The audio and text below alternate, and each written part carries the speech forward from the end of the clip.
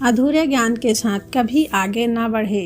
ऐसा करने पर आपको लगेगा कि आप अज्ञानी हो और अंत तक अज्ञानी ही बने रहोगे। अतीत का अनावश्यक रूप से बोझ न ले। आपके द्वारा पढ़े गए अध्यायों को बंद करते जाए।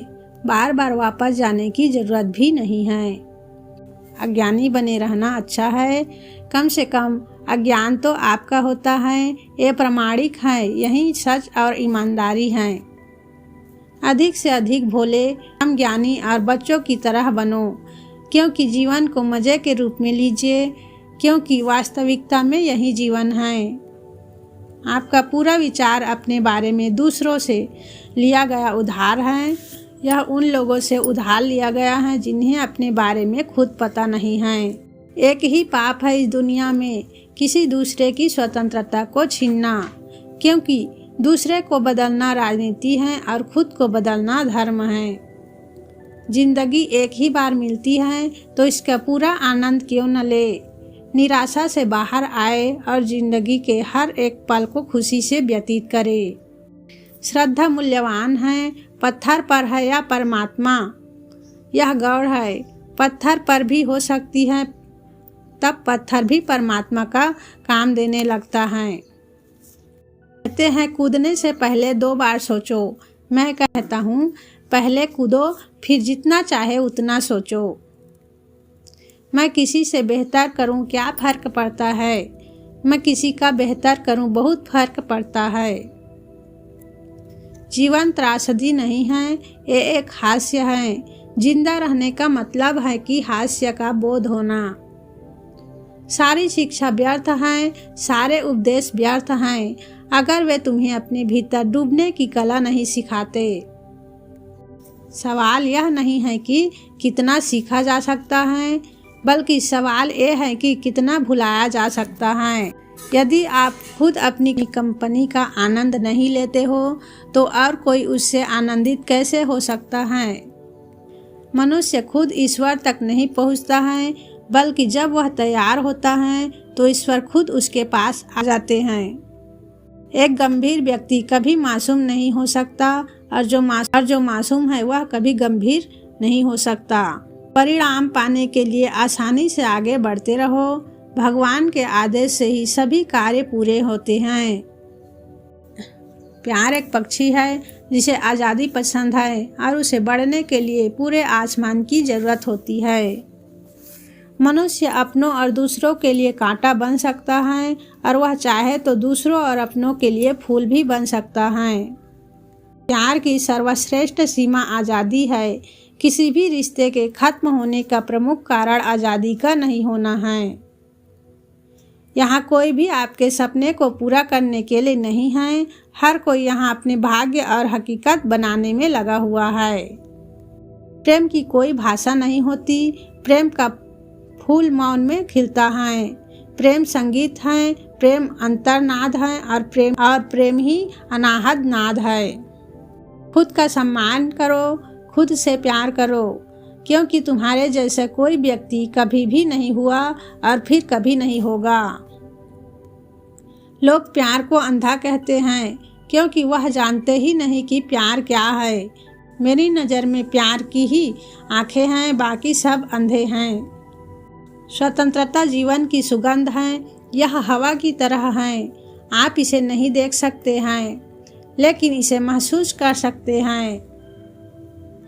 यदि आप किसी से प्यार करते हो तो उसे पूरा अपनाओ, सभी कमियों के साथ, क्योंकि कमियां भी इंसान का एक हिस्सा हैं। इस संसार में मित्रता शुद्धतम प्रेम है। मित्रता प्रेम का सर्वोच्च रूप है, जहाँ कुछ भी मांगा नहीं जाता और कोई शर्त भी नहीं होती, बस दिया जाता है।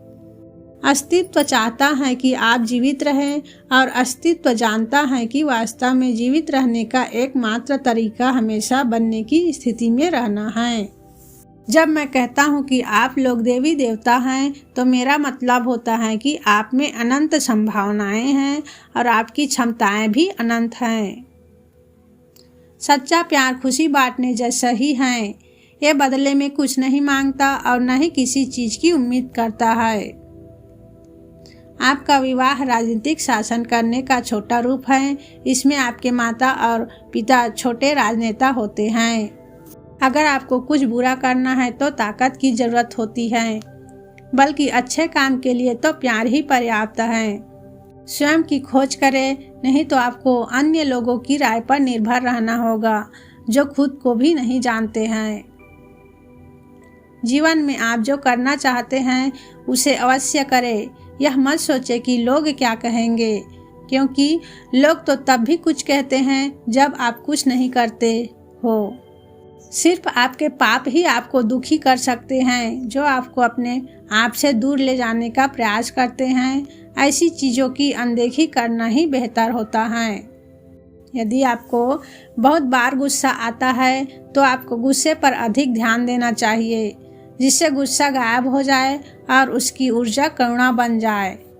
अधूरे मन से युद्ध में जाने की कोई आवश्यकता नहीं है।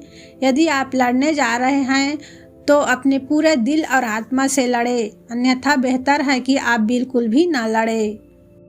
आत्मज्ञान एक समझ है कि यही सब कुछ है, यही बिल्कुल सही है, बस यही है।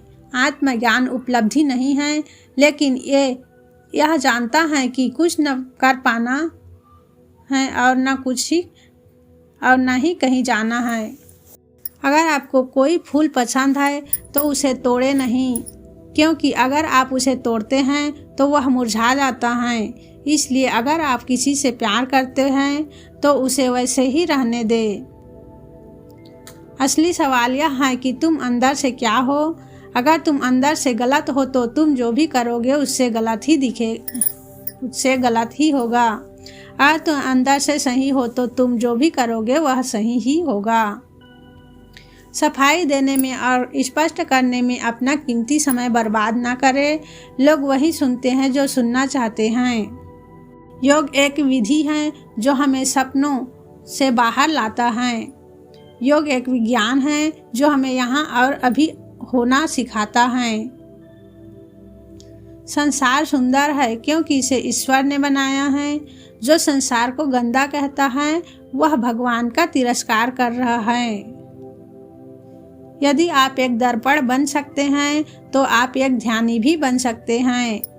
ध्यान दर्पण में देखने की कला है और अब आप में कोई विचार नहीं चलता, इसलिए कोई व्याकुलता नहीं होती। जिस दिन आपने सोच लिया कि आपने ज्ञान पा लिया है तो आपकी मृत्यु हो जाती है, क्योंकि अब न कोई आश्चर्य होगा, न कोई अनाद और न ही अचरज। अब आप मृत जीवन जिएंगे। प्रेम स्वयं में पोषण है।